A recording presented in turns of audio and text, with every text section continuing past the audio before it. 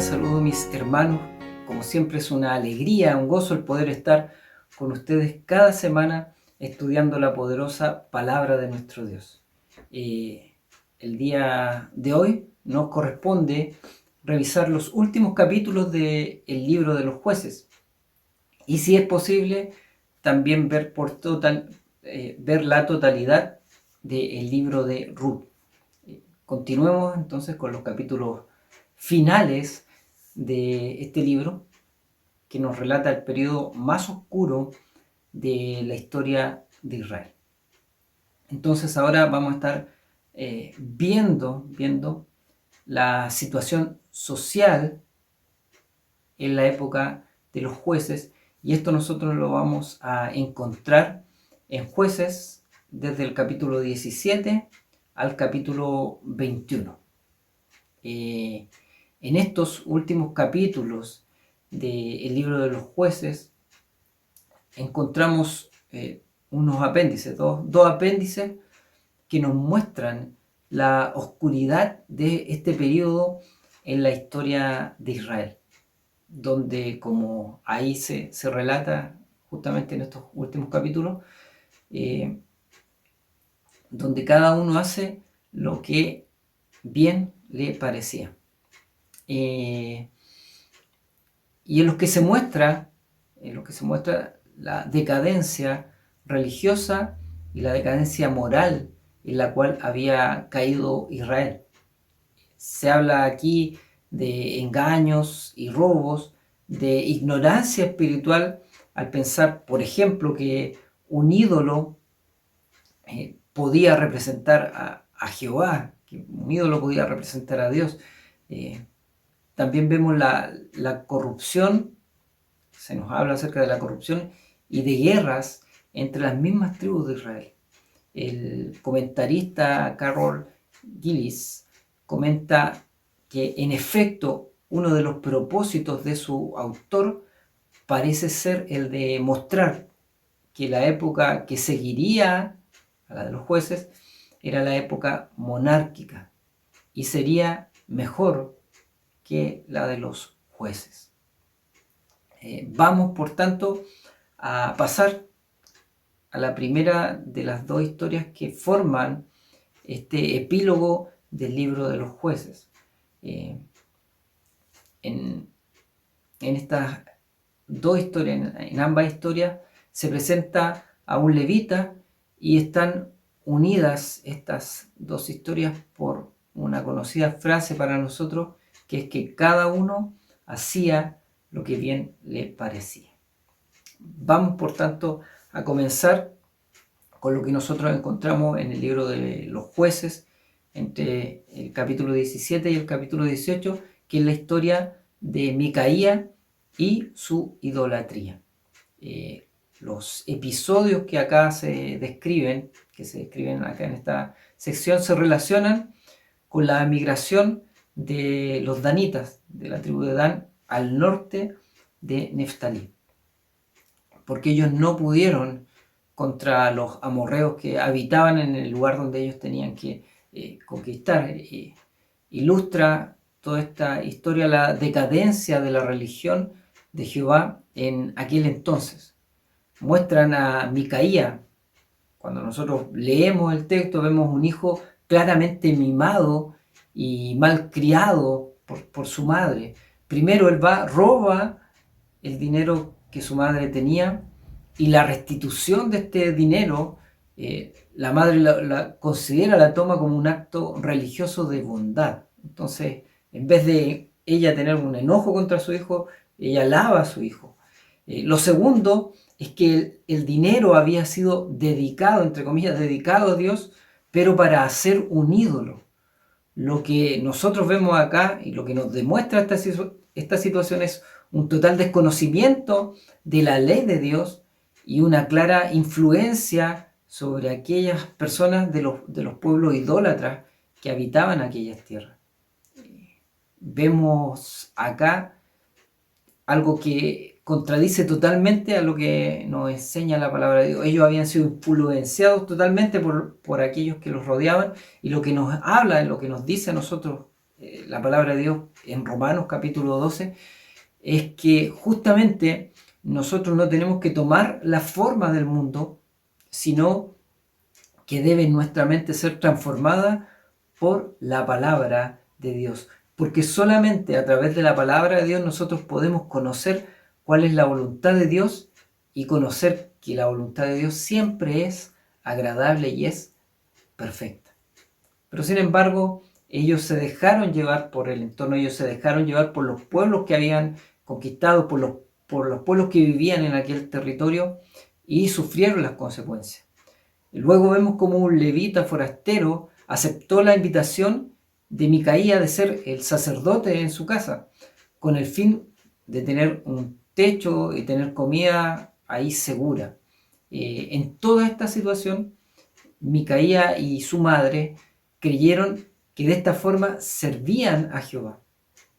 Hicieron un santuario en su casa e ignoraron otro mandato, que era que Silo debía ser el único santuario, y que esto era así porque había sido designado por Dios.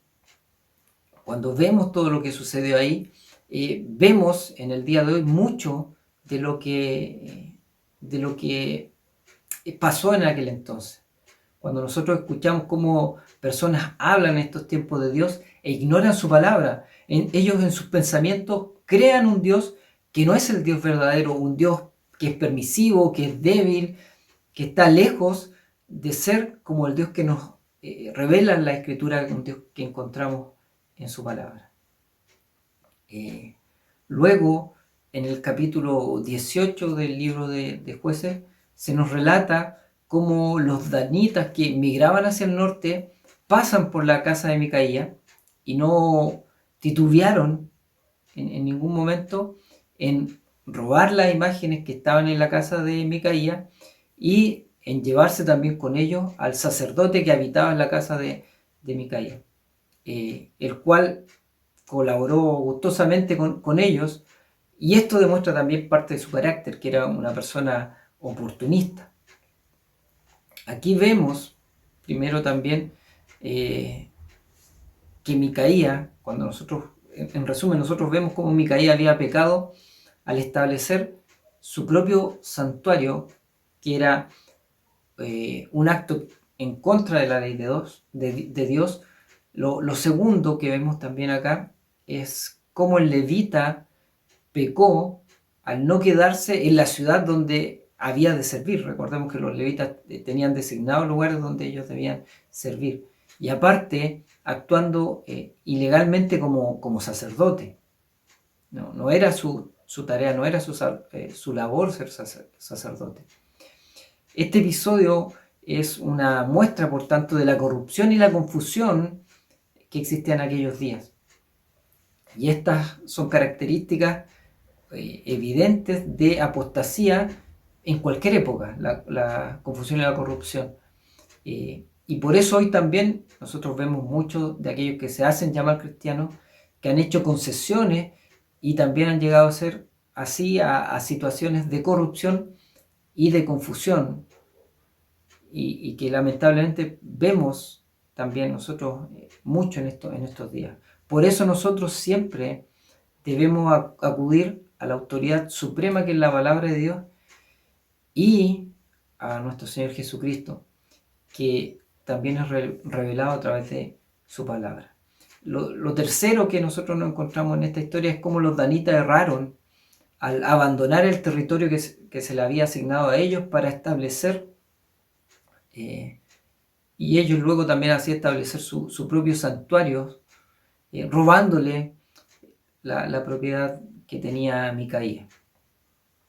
El actuar que ellos tuvieron también denota su corrupción y su confusión, pues no consultaron primero a Dios para ir a la guerra, para tener este territorio, sino que consultaron a un levita idólatra. Había confusión claramente en ellos al hacer esto. Se llevaron también con ellos la imagen que tenía Micaía en su casa, creyendo que de esta forma, de esta manera, ellos también iban a llevar el poder de Dios junto con ellos. Y por último, ellos construyeron un nuevo santuario nuevamente pasando a llevar la orden que Dios había dado. Todos ellos pensaban que su actuar era bueno, según su propia opinión. Por eso nosotros debemos ser precavidos y no fiarnos nunca de nuestro corazón, de no, yo creo que estoy obrando bien, yo creo que estoy haciendo bien. El libro de Proverbios nos enseña, en el capítulo 3, versículo 7, que nosotros nunca debemos ser sabios según nuestra propia opinión, sino que debemos temer a Jehová y debemos apartarnos del mal. Nunca quedarnos con lo que yo pienso o lo que mi corazón cree que es bueno, porque también la palabra nos dice que es engañoso nuestro corazón.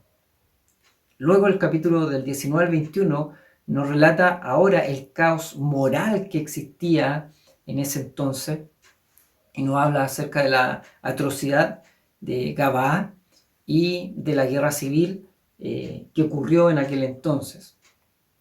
Este segundo apéndice revela, por tanto, la corrupción moral causada en parte por la influencia del culto a Baal que había en aquellos pueblos que habitaban aquellas tierras. Esta historia se desarrolla en 4 grandes episodios. El primero vemos el pecado de los hombres perversos de Gabaa, que nos recuerda este relato lo que sucedió con los habitantes de Sodoma en Génesis capítulo 19, versículo 5, y que concluye justamente este episodio con la violación de la concubina que tenía el levita. Esto nos muestra cuánto se había degradado moralmente Israel.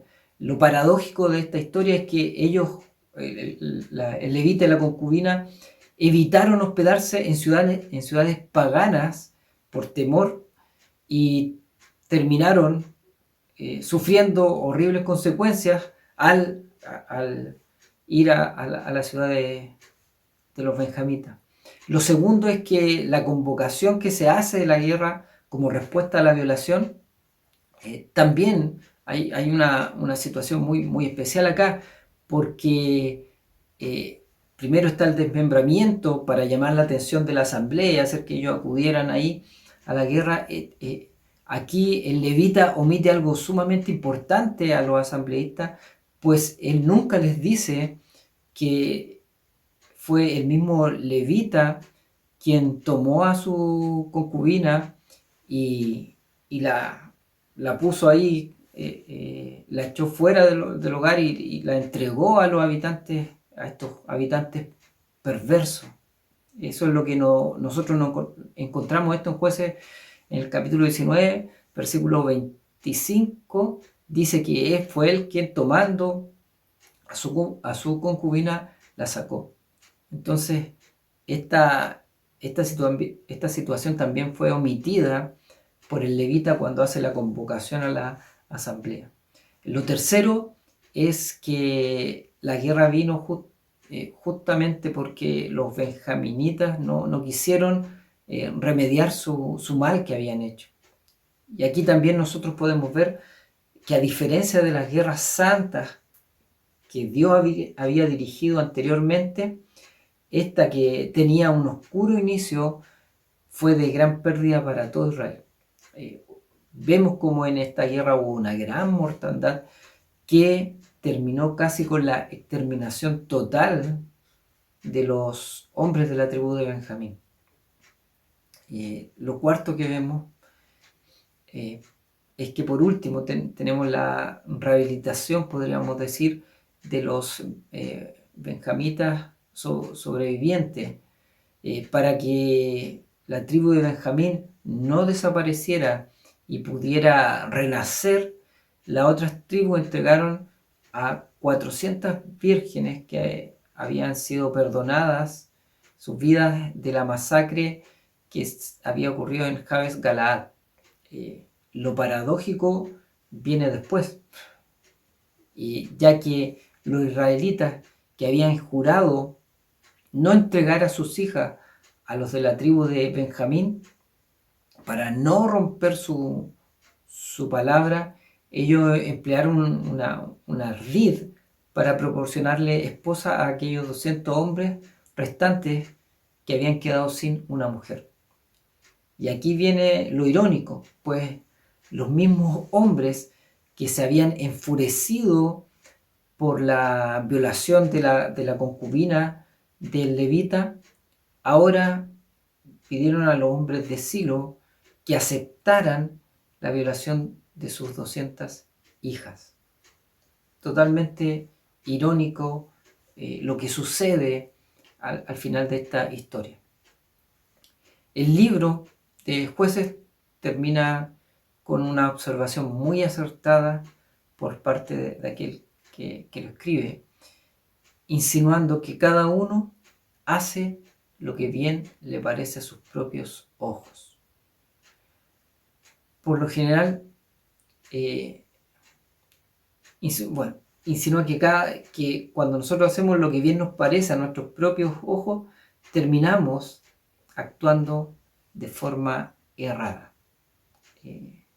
Lo que se visualiza finalmente es que Israel necesitaba alguien que los unificara, a ellos nuevamente como nación, ya no como tribu, sino que como una nación general. Y se prepara de esta forma el camino para la solicitud que Israel haría nuevamente, que sería el clamor de un rey. De esta forma concluye este oscuro capítulo en la historia de Israel, que es el libro de los Jueces.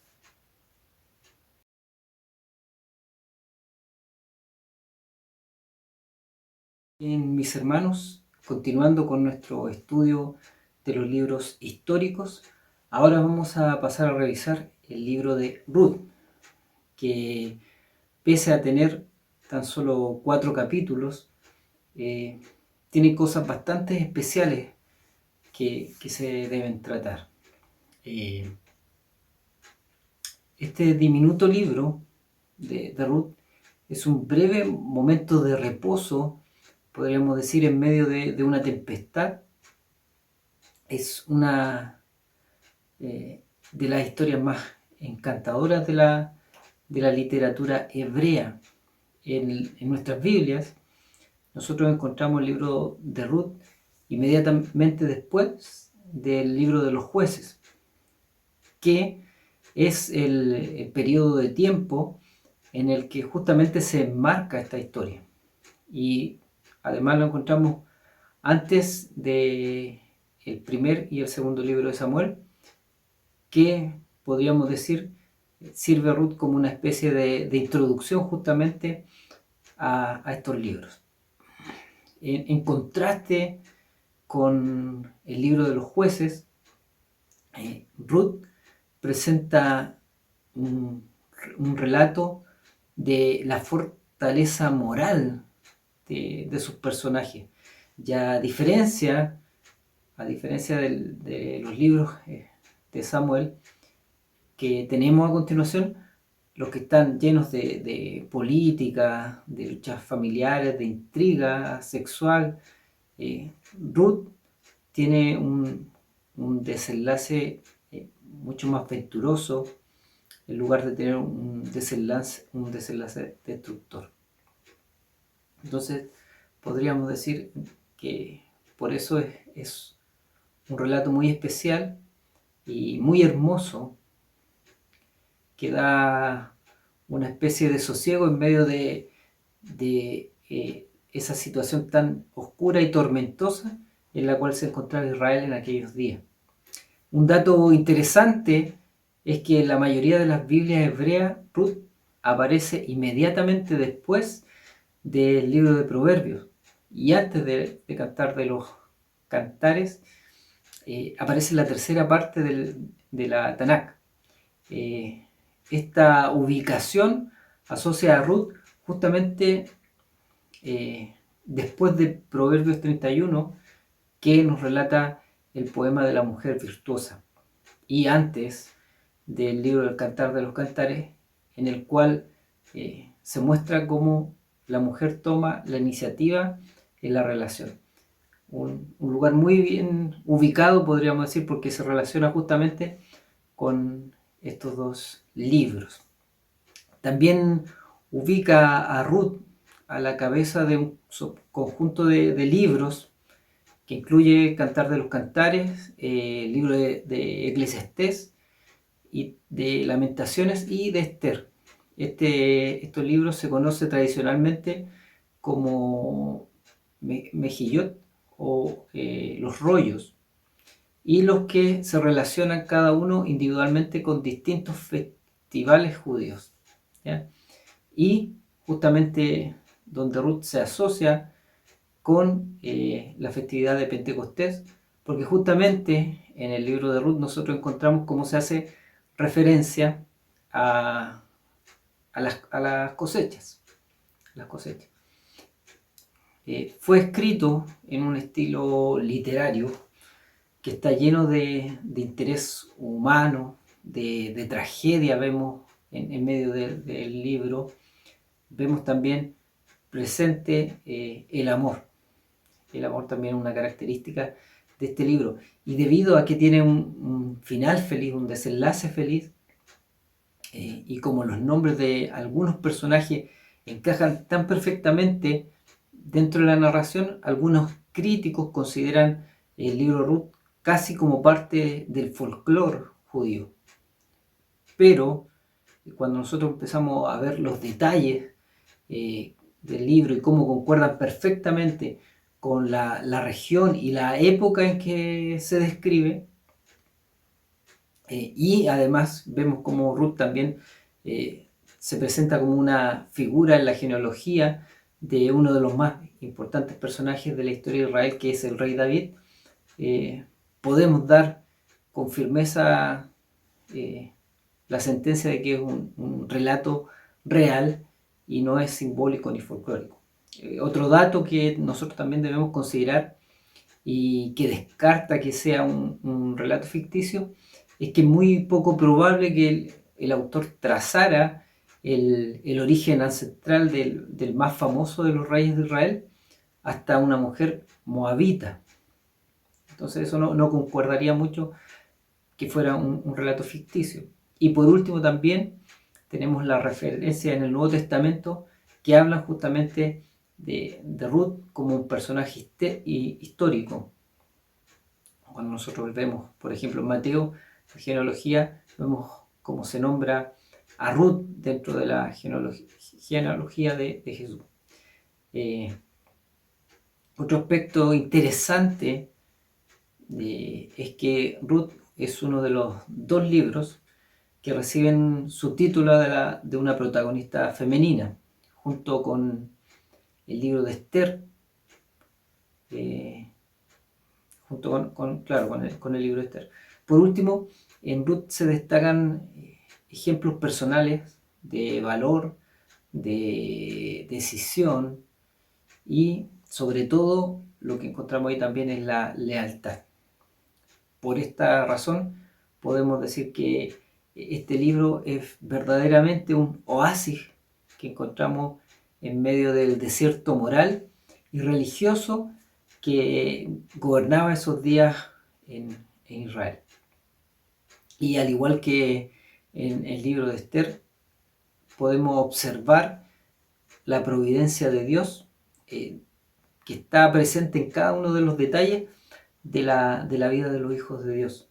Como vemos a Dios presente, aunque existen súper pocas referencias directas hacia Dios, y en ninguna parte del libro se observa una interacción directa de Dios con las personas, podemos ver cómo Dios está presente en lo cotidiano.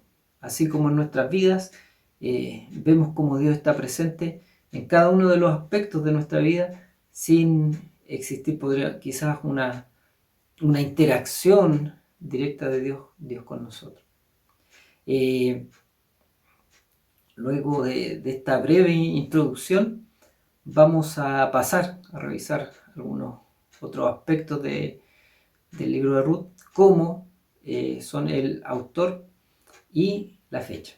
En cuanto al autor, se desconoce quién fue el autor.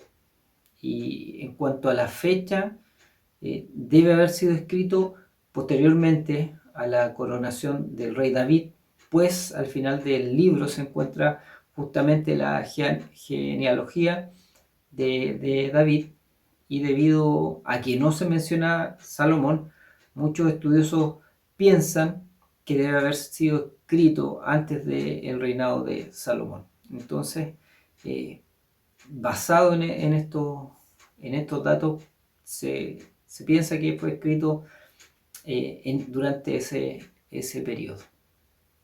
En cuanto al propósito y el valor del libro, como se señaló anteriormente, el libro es un puente entre la época de los jueces y la de Samuel y de David, y muestra un cuadro sobre la vida de las personas piadosas en el periodo de estos grandes libertadores. Se puede observar que una de las principales intenciones que encontramos en este libro son, por ejemplo, son el demostrar que había bondad y fidelidad a Dios en Israel durante el periodo más oscuro, durante el periodo más cruel, más desenfrenado de los jueces. Existían un remanente, podríamos decirlo así, que era fiel a Dios. No todos los hebreos se habían olvidado de Dios, no todos los hebreos se habían vuelto idólatras, ni se habían dejado todos llevar por el pecado, por la maldad, y no todos decayeron moralmente, sino que siempre hubo ahí un remanente que Dios resguardó para que fueran fieles a Él. Un comentarista, Ross, comenta que esta hermosa historia, esta hermosa obra nos pinta un cuadro de las santas bendiciones que descienden sobre la vida social y doméstica de cualquier época, cuando prevalece la fe sencilla en Dios y un amor sincero al prójimo. Lo segundo que vemos acá también es que aquí se revela la providencia divina. Dios en sus designios permite grandes males para traer bien a sus hijos, y se interesa en los detalles más comunes de nuestra vida cotidiana. Nos recuerda las palabras que encontramos, ¿no es cierto?, en Romanos, que aquellos que aman a Dios todas las cosas le ayudan a bien. Y aunque la tragedia que vemos aquí en la familia de Elimelech y Noemí fue súper grande, pasaron por hambre, ¿no es cierto? Había escasez, había hambre.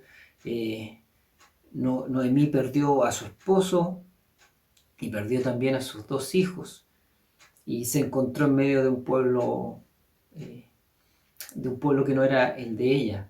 Sin embargo, Dios recompensó la piedad de Noemí y la lealtad de Ruth.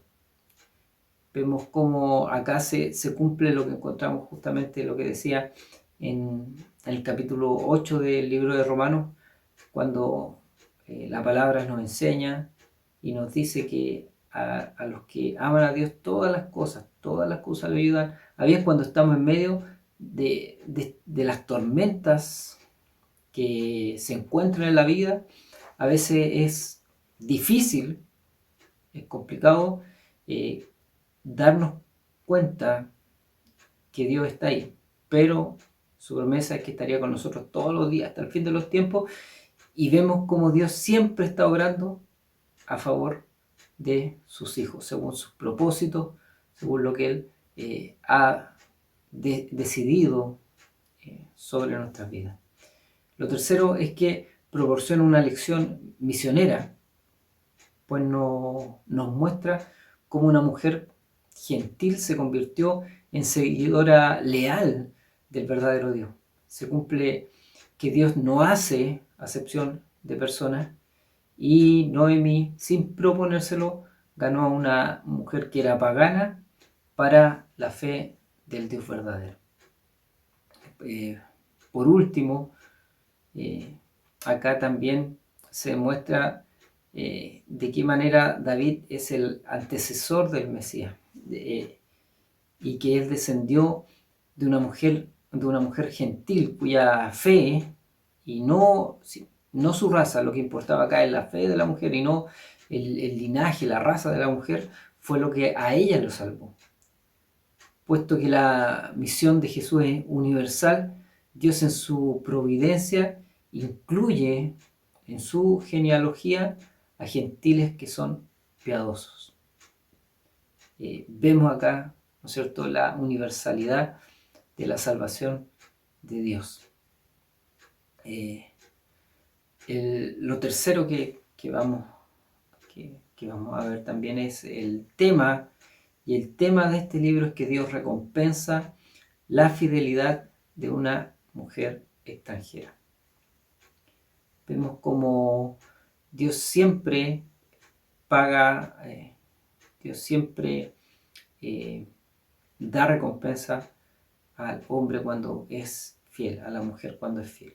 El versículo clave lo encontramos en el capítulo 1, en los versículos 16 y 17, que dice que respondió Ruth: no me ruegues que te deje y me aparte de ti, porque a donde quiera que tú fueres, iré yo, y donde quiera que vivieres, viviré. Tu pueblo será mi pueblo, y tu Dios, mi Dios. Donde tú murieres, moriré yo, y allí seré sepultada. Así me haga Jehová, y aún me añada, que solo la muerte hará separación entre nosotras dos.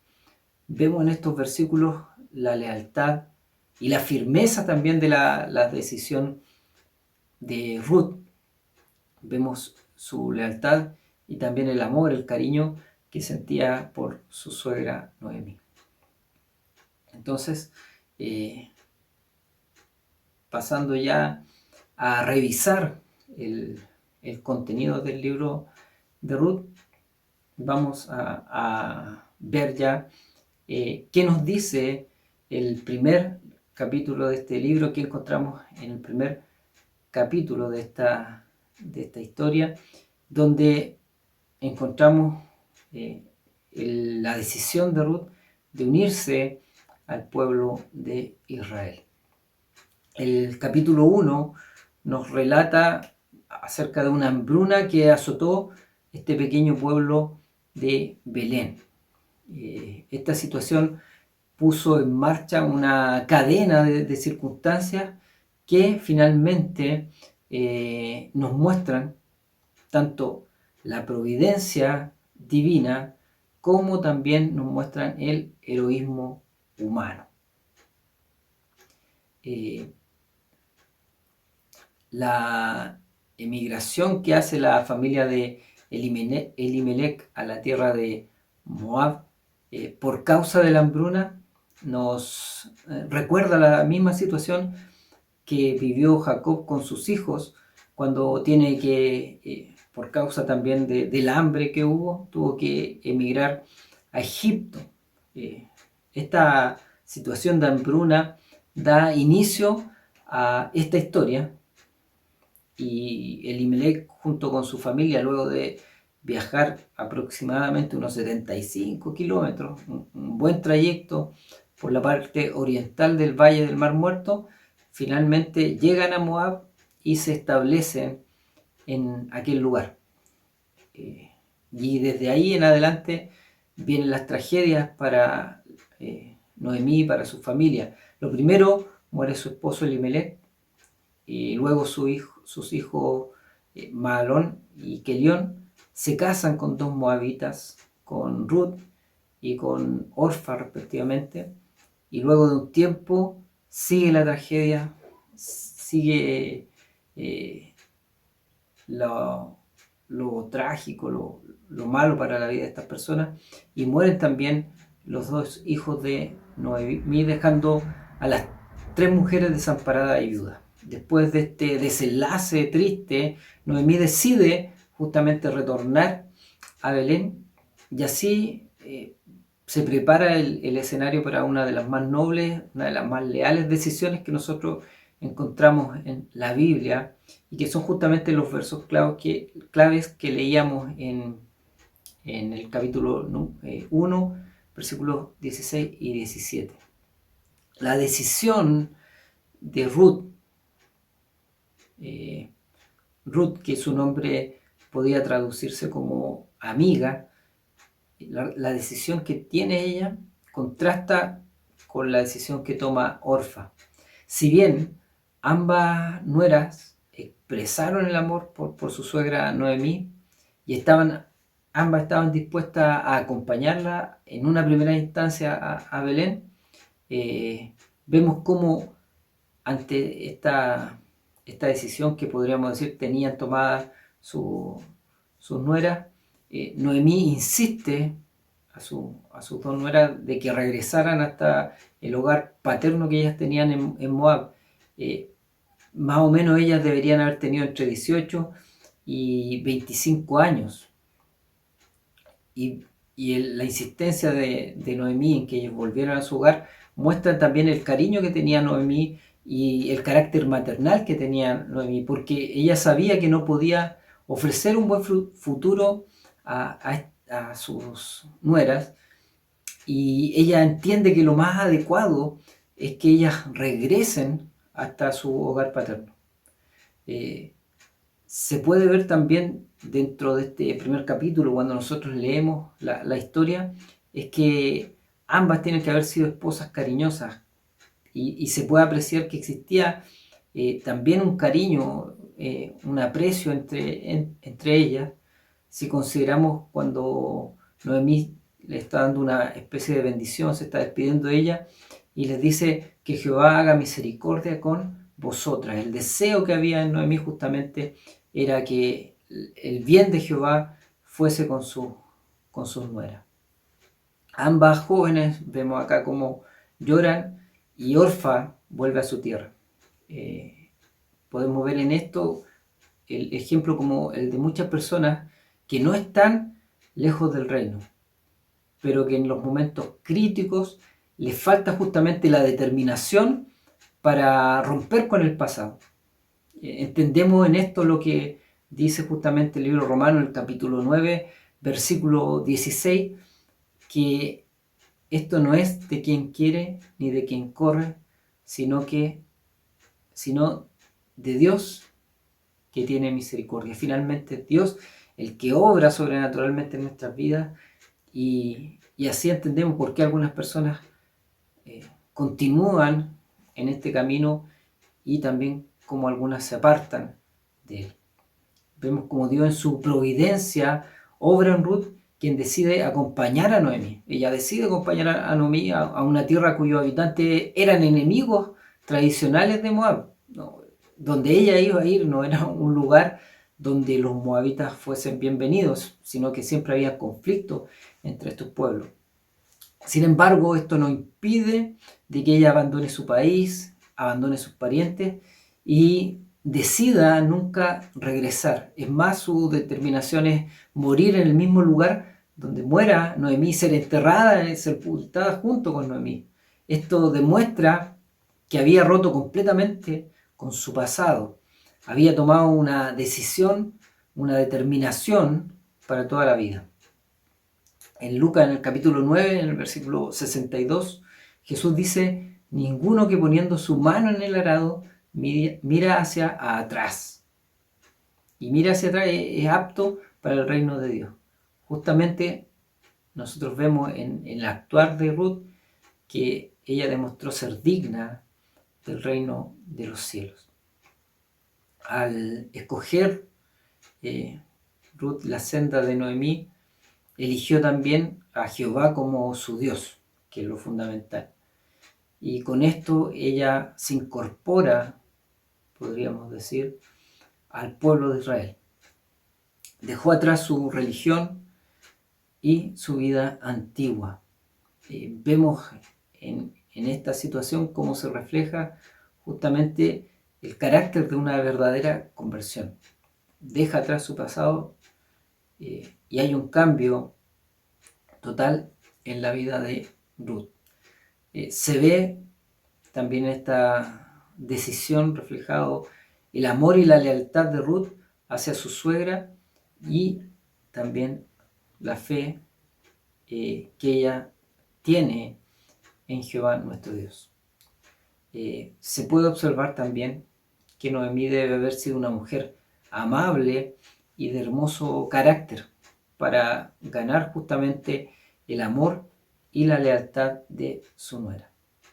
Esto nos enseña a nosotros que como creyentes debemos brillar, debemos ejercer una influencia en medio del lugar donde vivimos. Nosotros decimos que estamos viviendo en tiempos oscuros y que son quizás comparables a los tiempos en los cuales vivía Israel en aquellos días de los jueces.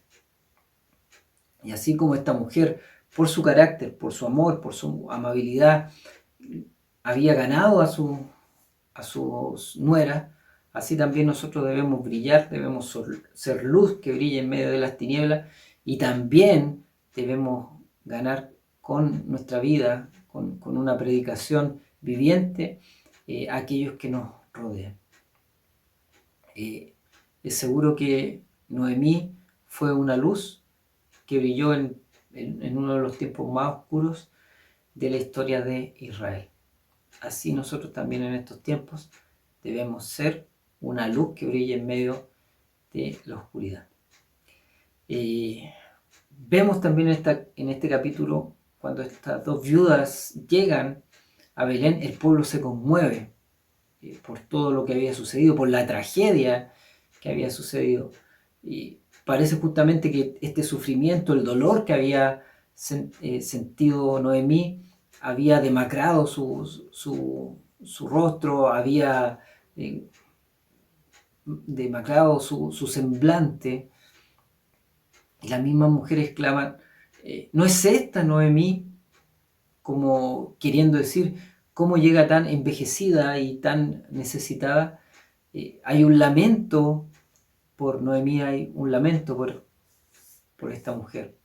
La respuesta de Noemí ante esta situación lo realiza a través de un juego de palabras en los cuales dice, llamen más Noemí, que quiere decir placentera, sino que llámenme Mara, que quiere decir amarga. Había tristeza que estaba carcomiendo la vida de Noemí.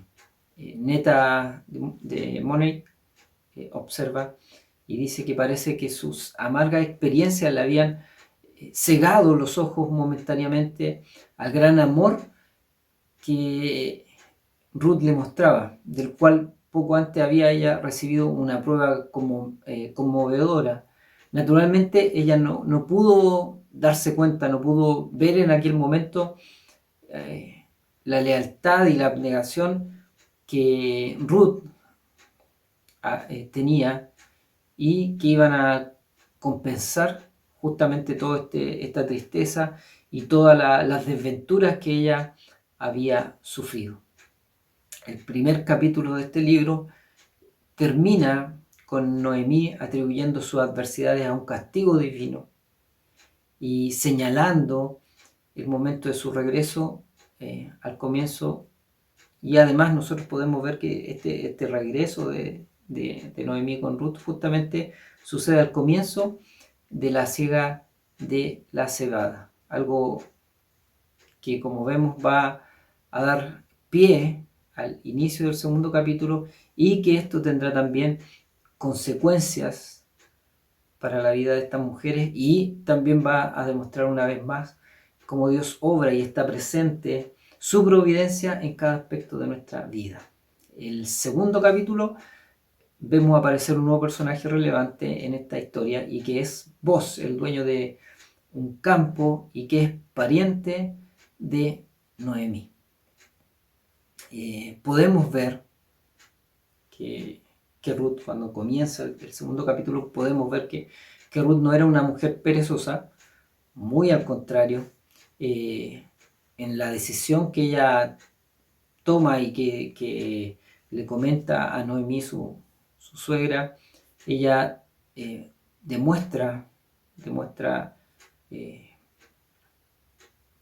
el deseo de trabajar y también demuestra fe, pues ella va y declara que esperaba hallar gracia en los ojos del dueño del campo donde ella iba a ir. Ella sale a los campos justamente a espigar, a trabajar, un trabajo duro es el que ella va y realiza, y sin saberlo, podríamos decir, o muchos podrían decir por casualidad, va al campo de Boz, que era un hombre rico, dueño de estas tierras, y que también era pariente de Elimelech, el difunto esposo de Noemí. Vemos en este acto, en lo que sucede acá, vemos presente la providencia y la soberanía de Dios. Para nosotros no existe lo que es casualidad, para el mundo puede existir, nosotros sabemos y entendemos que nuestro Dios es quien dirige todos nuestros caminos.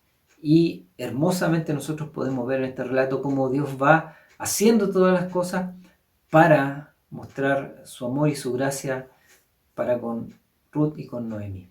Cuando Boaz llega, se sorprende al ver una joven extranjera rebuscando y trabajando en su campo.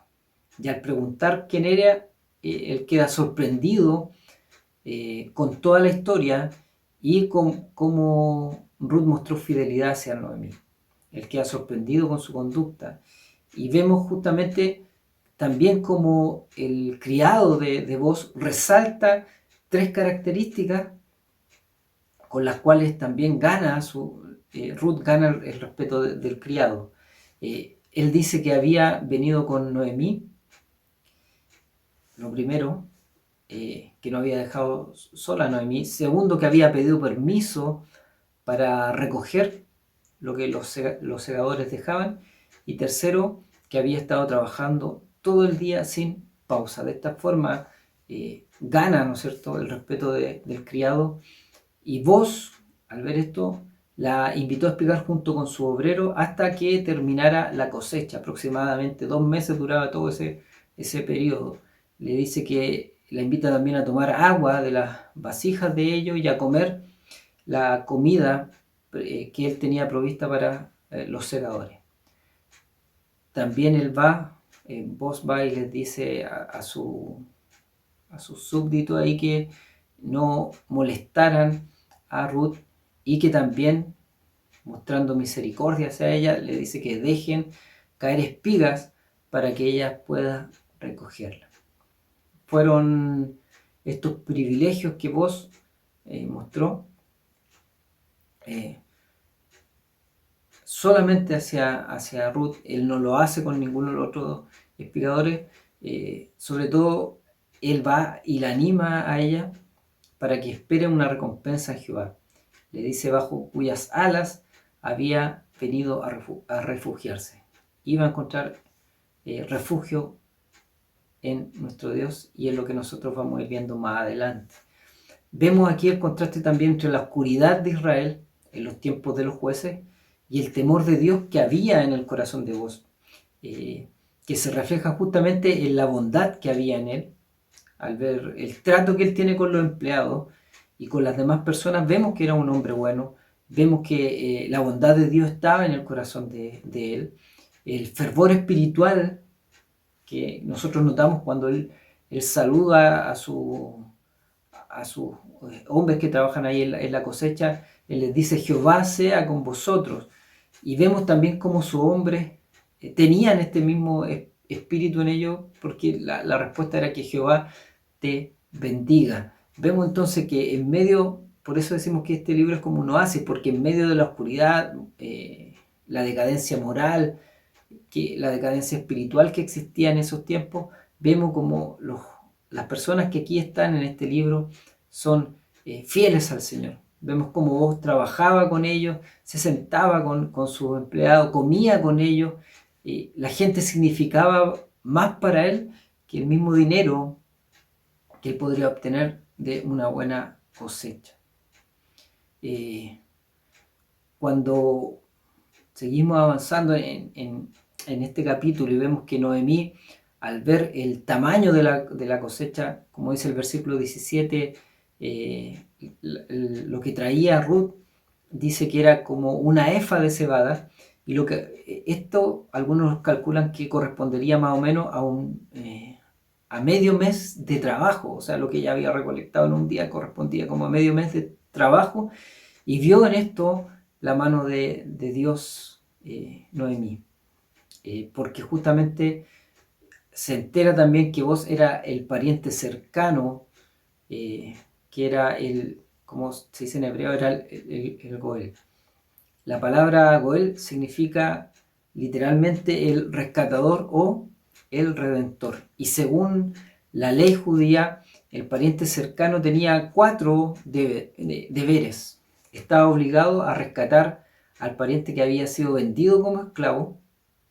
Estaba obligado a comprar el campo o la herencia que había sido perdida. Estaba obligado a vengar la sangre si alguien había sido asesinado, y también estaba obligado a casarse con la viuda de su pariente a fin de darle una descendencia que llevaría el nombre del difunto. O sea, si tenía un hijo, no iba a ser un hijo como de él, sino que iba a ser un hijo, el primer hijo iba a ser a nombre del difunto. Al primogénito de este nuevo matrimonio se le consideraría, por tanto, legalmente como hijo del esposo fallecido, y además iba a ser el heredero de la propiedad del fallecido. A esto se le conoce también como levirato, y que este término procede del latín levir, que significa el hermano del esposo. Ahora, en el caso presente, vos, como pariente más cercano, según lo que creía hasta ese momento Noemí, estaría obligado vos a comprar el campo de Elimelech, ¿ya? Y además estaría obligado a casarse con Ruth. ¿Por qué vos había aceptado, o por qué vos no había aceptado esta responsabilidad desde un principio? La razón de esto, por qué él no inmediatamente fue y aceptó esto, fue porque existía un pariente más cercano que él, y es lo que nosotros vamos a ver más adelante en este mismo libro. Ya no era él el pariente que debía redimir, sino que había otro que tenía esa responsabilidad antes que él.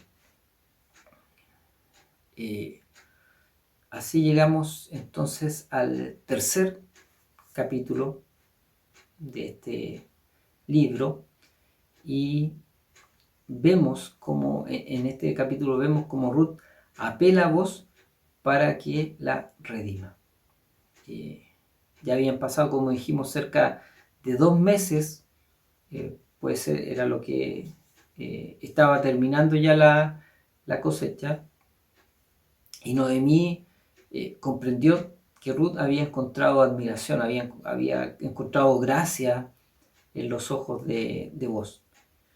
Y considerando que en el Nuevo Testamento, y aún en muchos países del Oriente hasta el día de hoy, los matrimonios son arreglados por parte de los padres, no nos debe extrañar el actuar de Noemí, quien se sentía con la responsabilidad de ver un futuro mejor para Ruth.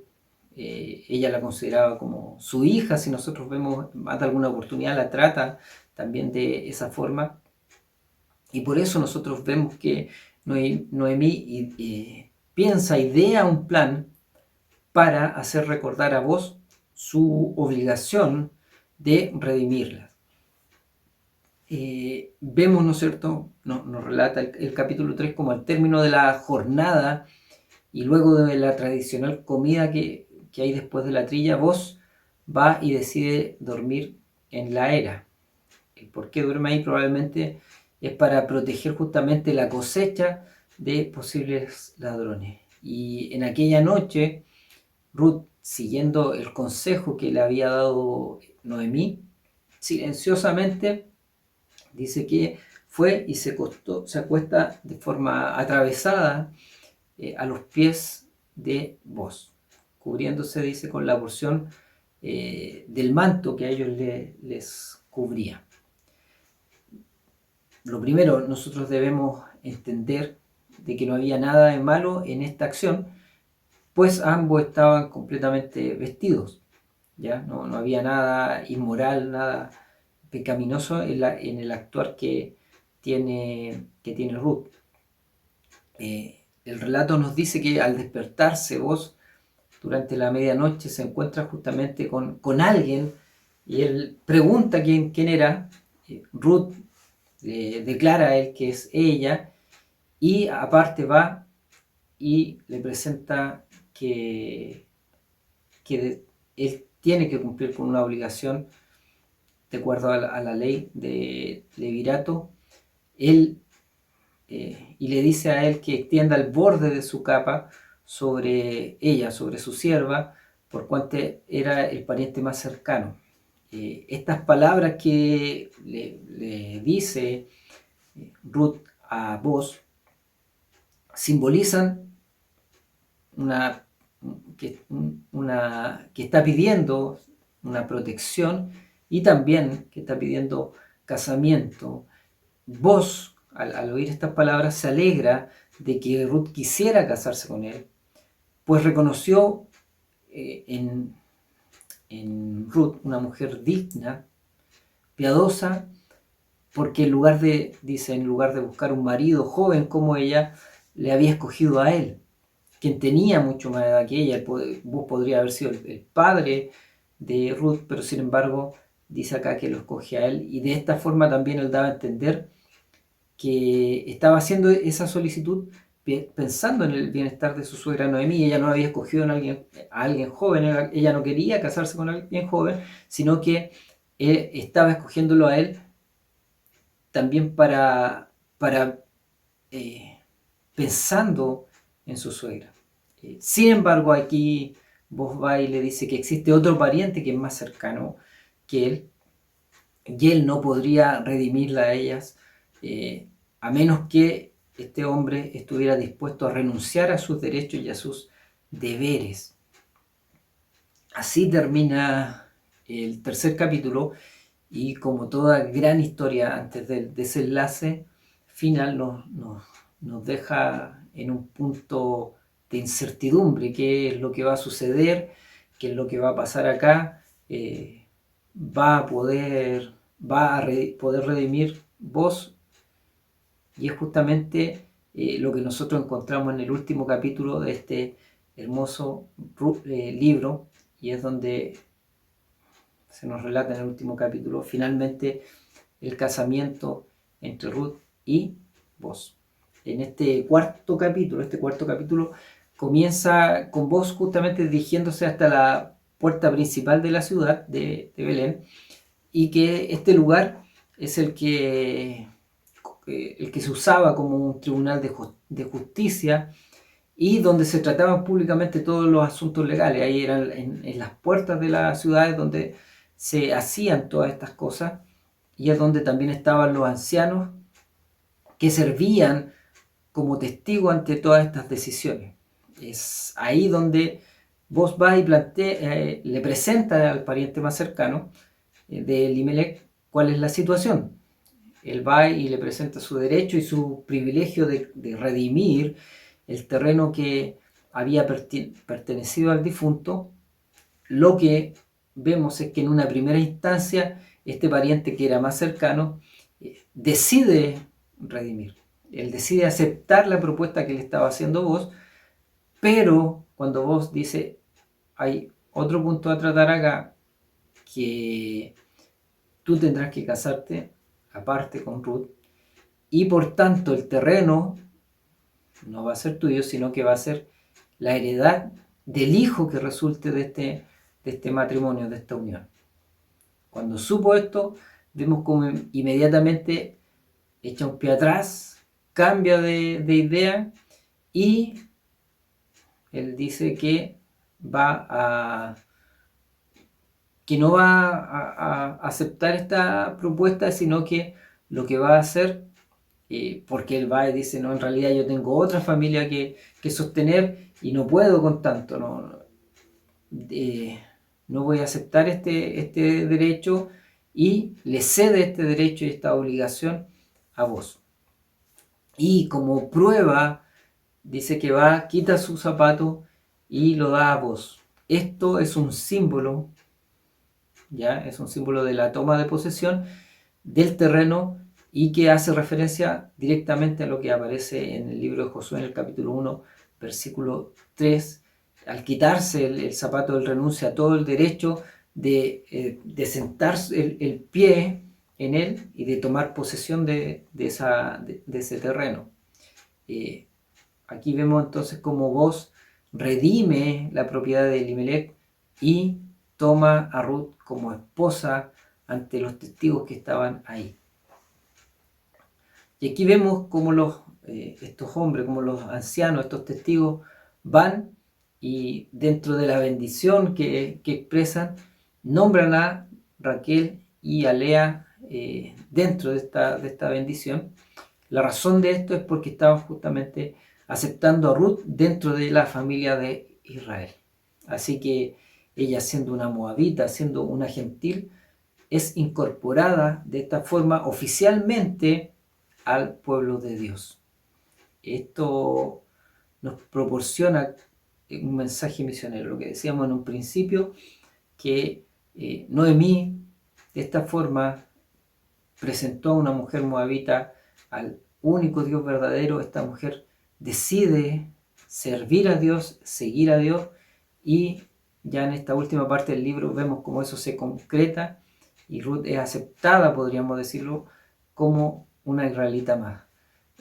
Ruth compartía su hogar con su suegra y al nacer el primer hijo fue Noemí, la que recibió las felicitaciones de las mujeres que estaban allí. ¿Por qué felicitaban a Noemí y no a Ruth? Porque decíamos que legalmente el hijo ahora era de Noemí, y este acto de tomarlo en el regazo probablemente simbolizaba cómo ella adoptaba a este niño. Hay muchos escritores que ven en esta historia, y es lo que nosotros también podemos ver, que esto es una representación, es un cuadro de cómo Cristo, que es nuestro pariente redentor, tomó a una novia gentil y se convierte así en el esposo redentor. Justamente este pariente redentor, este término se encuentra más de 20 veces en este pequeño libro, y vemos también cómo Jehová, como nuestro Dios, se presenta acá como nuestro Redentor. Esta misma referencia la vemos en el Nuevo Testamento en nuestro Señor Jesucristo, que va a ser cuando se dice que Él es nuestro libertador, Él es quien nos libra a nosotros que estábamos sumidos en medio de la servidumbre, del temor de la muerte. Él nos saca de esa situación, Él nos saca de la esclavitud en la cual nosotros nos encontrábamos y nos redime. Jesucristo es nuestro Redentor y nos ofrece una redención completa, una redención perfecta mediante una nueva relación con Él. De esta forma estamos ya terminando de ver este nuevo libro que vimos el día de hoy también, que es el libro de Ruth, donde vemos presente la providencia de Dios, el amor de Dios, como Dios sacó a una mujer que se encontraba en un pueblo que era enemigo de Dios y la hace formar parte del pueblo de Dios. Algo que nos hace sentir también a nosotros identificados, que nosotros en un principio, siendo enemigos de Dios, Dios mostró su amor, su misericordia, y nos hace formar parte ahora del pueblo de Dios, después que fuimos redimidos también por nuestro Señor Jesucristo en la cruz del Calvario. Es un hermoso relato que tiene mucha relación con lo que nuestro Señor Jesucristo hizo con cada uno de nosotros.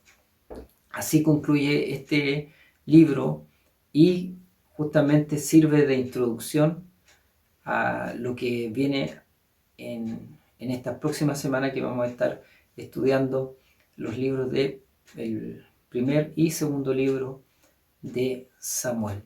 El Señor les bendiga, los insto a seguir adelante, seguir estudiando los textos, viendo los videos y sobre todas las cosas estudiando y leyendo la palabra del Señor, que en ella encontramos la revelación de nuestro amado Dios. Que nuestro Dios les bendiga, les guarde y nos vamos a estar viendo en un próximo video. El Señor les bendiga en gran manera.